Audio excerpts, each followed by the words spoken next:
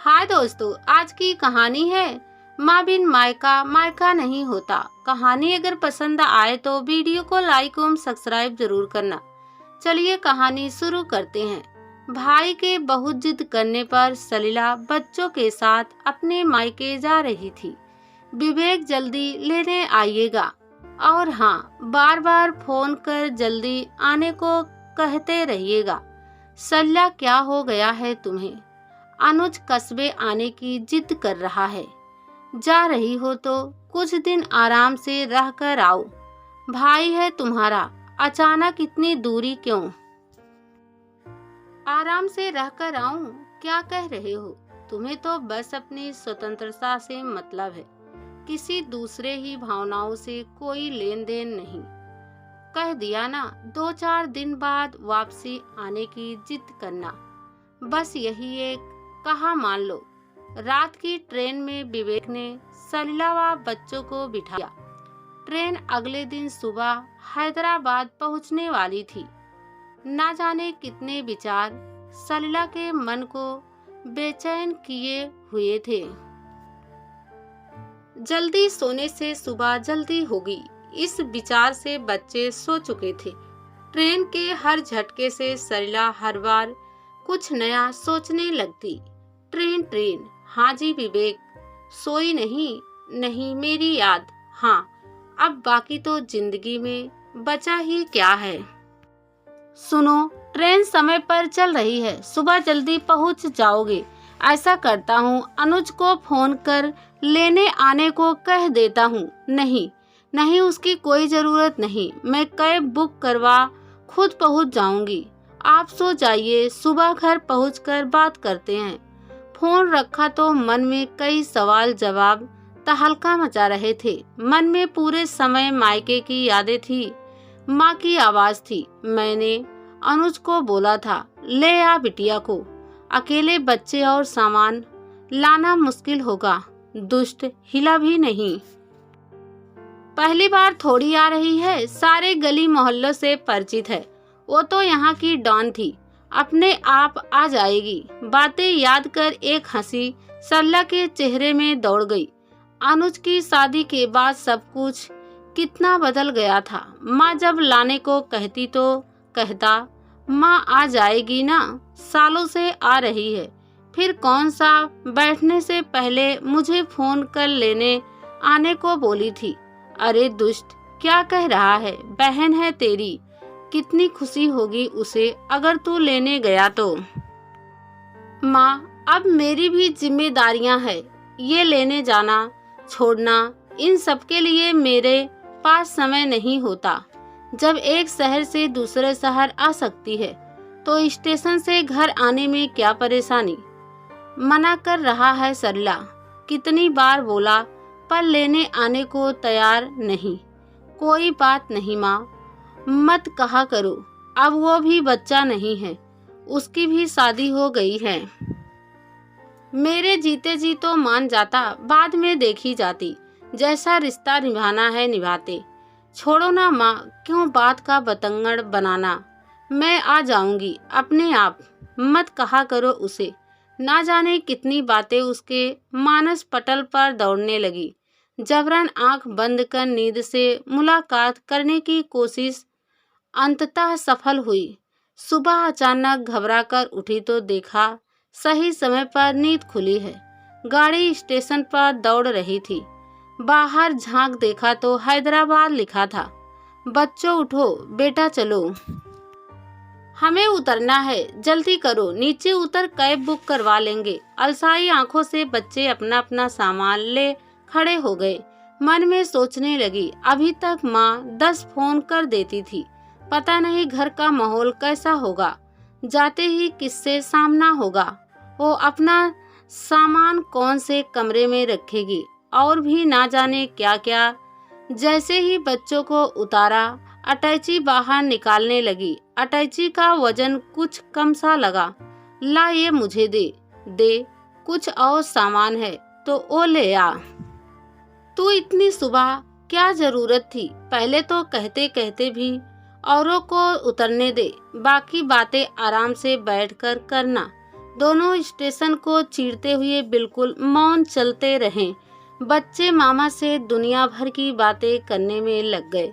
सामान कार में रख अनुज ने सल्ला के लिए आगे वाली सीट का दरवाजा खोल दिया। कैसी है?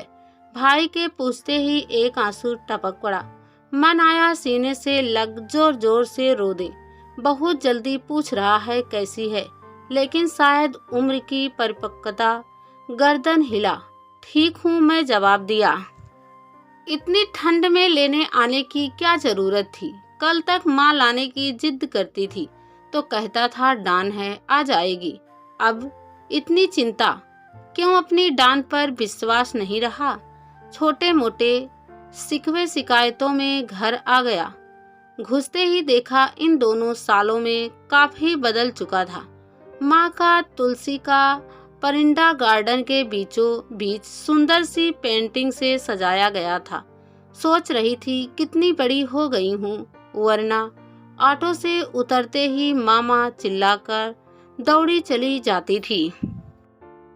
नजर उठा, घर की देहली देखी। आज वहाँ कोई रौनक ना थी। उस देहली की रौनक तो माँ हुआ करती थी। जैसे ही दरवाजा खोला, भाभी व बच्चों ने जोर से हल्ला मचाया, वेलकम होम।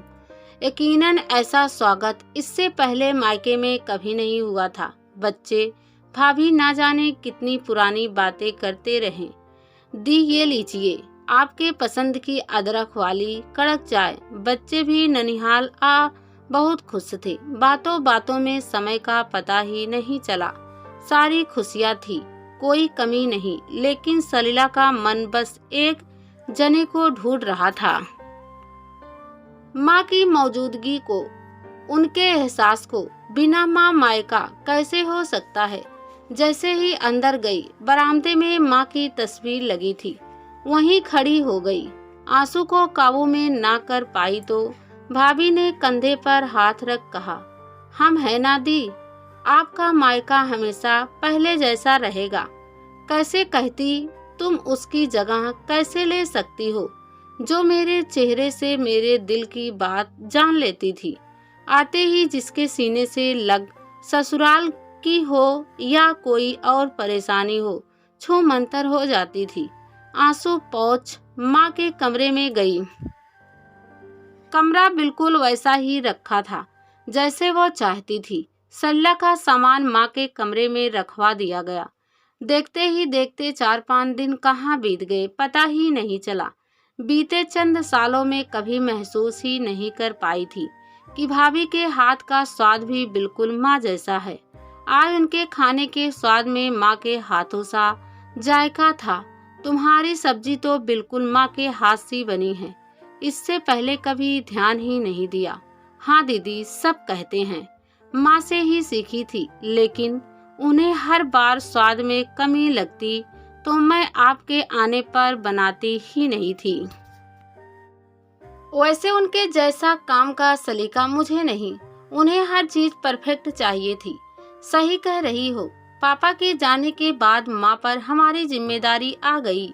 इतना निर्भर रहने के बाद भी एक मजबूत किरदार निभा उन्होंने अपनी जिम्मेदारी निभाई। दीदी, शायद जीजा जी का फोन आया है। क्या बात है सलीला, मायके पहुंच भूल गई हमें?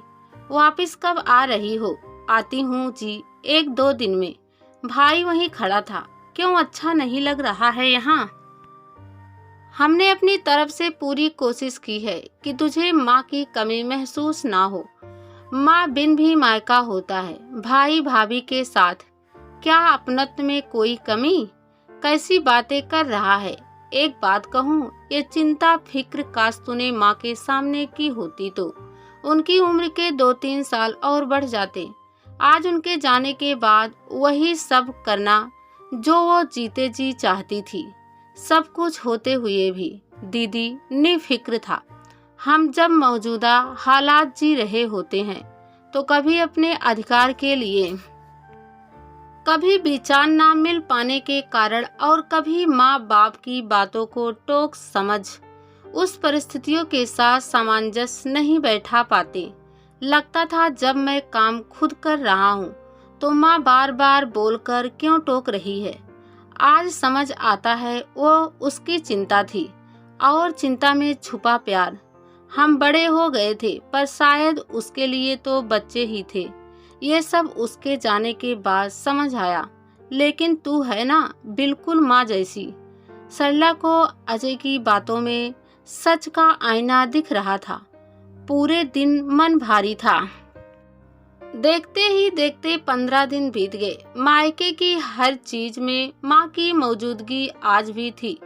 कल रवानगी थी, शायद इसलिए मन बुझा बुझा सा था।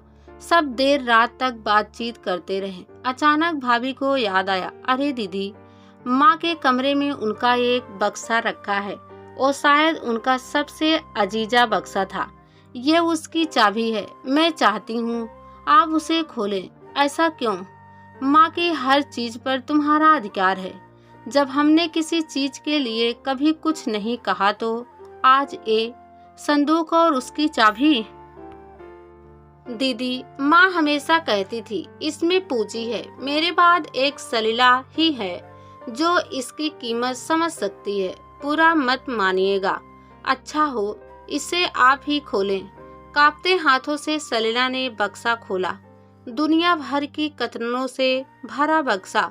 ऊपर से सब हटाती चली गई। पापा का कुर्ता पजामा रखा था, खादी का कुर्ता। देख ले, आया इस बार खादी का कुर्ता। संभाल कर रख, अजय के जन्मदिन में पहनूंगा। दुनिया आगे बढ़ रही है, लोग कोट पहनते हैं और आप हद करते हो जी। पूजा पाठ थोड़ी है।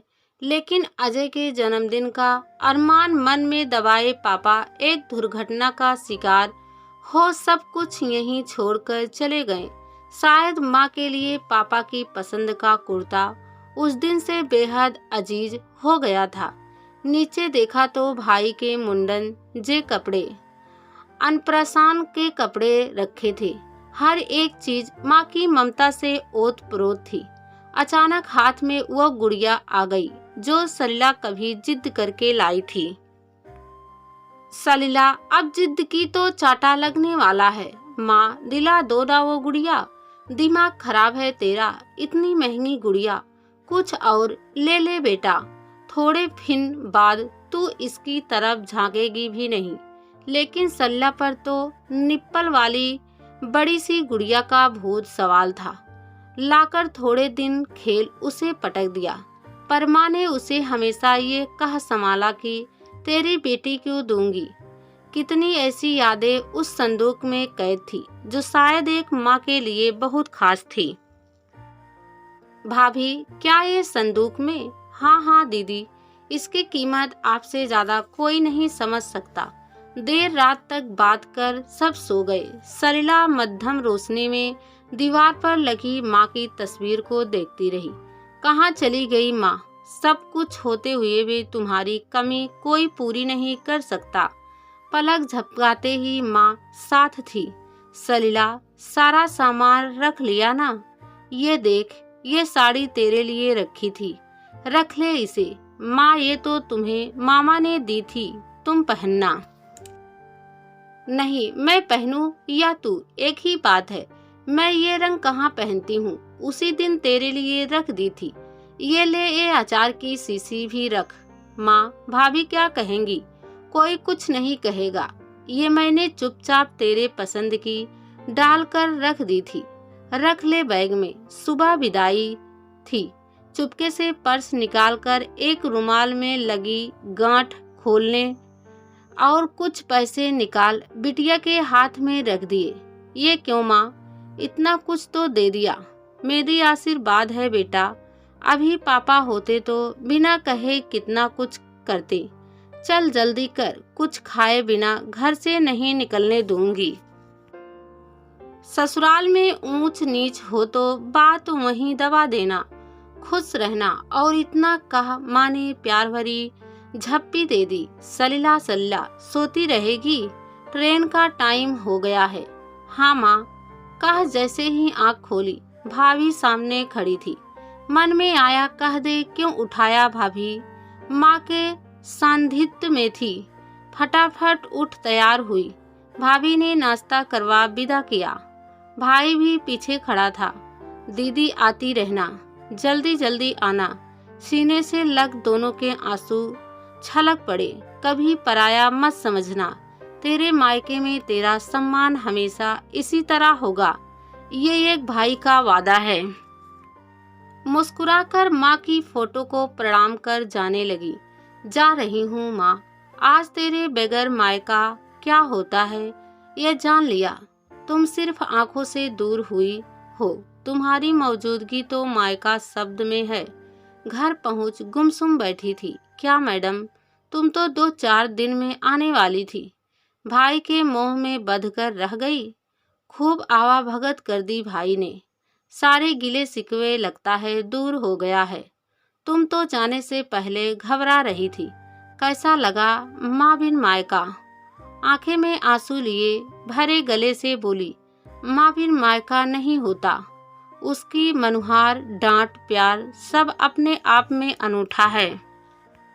उसका गले लगना, उसकी बातों में अपना बचपन जी लेना, अपने बच्चों की पसंद नापसंद सब मायके में माँ पूरा करती है। बेशक अजय ने पूरी कोशिश की उनकी कमी ना खले, लेकिन वही बातें ये एहसास करा गई कि कल तक कुछ भी बोल देने वाला, लड़ झगड़ कर अपना प्यार जताने वाला भाई आज जिम्मेदारियों में बंध मुझसे कितना दूर हो गया है। जिन बातों के लिए माँ ताने देती थी, फिर भी वो उन्हें पूरा नहीं करता था, आज उन्हीं सब बातों का ख्याल रख जानती हूँ। वो अपनी जिम्मेदारियां निभा रहा था। माँ के जाने से मेरा भाई दूर हो गया। उसकी जगह एक जिम्मेदार पति, पिता और रिश्ता निभाने वाला भाई खड़ा था। आंसू पोंछ बोली, माँ बिन मायका कैसा जी? माँ बिन मायके की कल्पना करने से भी रूह कांपती है। आते आते कह रहा था, जल्दी आना। यही तो मायके की दूरी का आभास हुआ। पहले मन में जाने की एक उत्सुकता थी। माँ हर घड़ी कहती, लाडो कब आ रही है? सच है, विवेक मायके में चाहे कितना ही आपका इंतजार हो, पर माँ बिन मायका मायका नहीं होता। भारी मन से उठ चली गई अपनी लाडो को मायके का सुख देने।